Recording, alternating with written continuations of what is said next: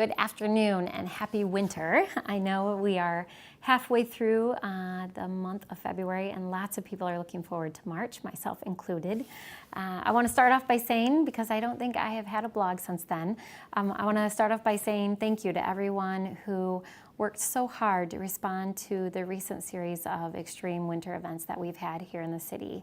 This winter has been an interesting one with freezing cold, lots of snow, rain, ice, and then the weather warms up and then it gets cold again and we have another storm. It's been a really trying winter, I should say.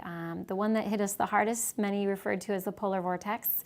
And what we did here at the city, like many organizations throughout our city, is we ended up closing down a couple days, which is unheard of. In fact, I was told that the city hasn't done that in over 30 some years, but it was necessary for the safety of everyone to keep them off the streets. Here at the city, we opened up an emergency operating center. We had tens of thousands of residents throughout the city without power. You may have been one of them. So we worked really hard to make sure we worked with all of our partners to have warming shelters. Consumers was out in force trying to get the power back on. We had our dispatch center and 311 who was taking significant increase in calls asking for help. Our firefighters were out securing down powered lines. We had almost 500 down power lines throughout the city.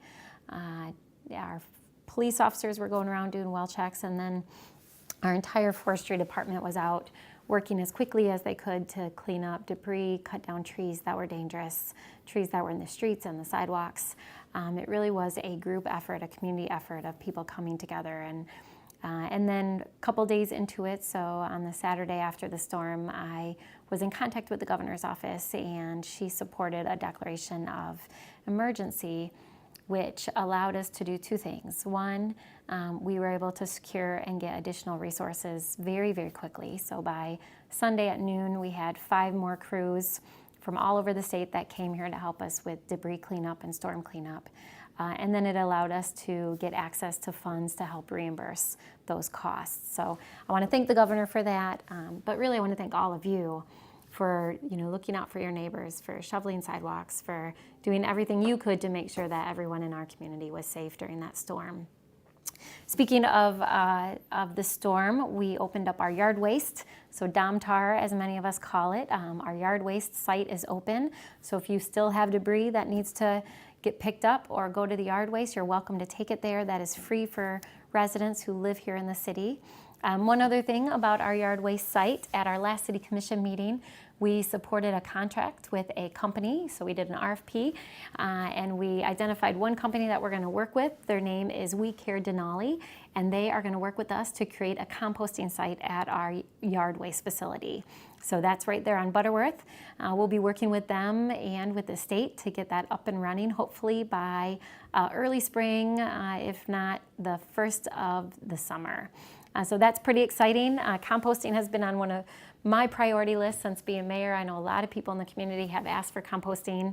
A question I've heard since then is that people want they want curbside pickup. We are not there yet. There are private companies in our city that do that. This will just be having a composting site at our yard waste facility that you can bring things to and drop off, but then also you'll be able to get composting from that site. A couple big things, other big things coming up, and something you should know about. We are in the process right now of getting feedback from the community on our police chief search. So we have a community meeting tonight, but if you're not able to attend, we do have an online survey. So you're welcome to go to our city website and fill out a form online.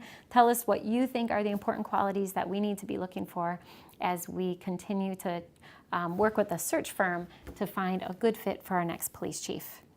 Two things coming up in our community with March around the corner.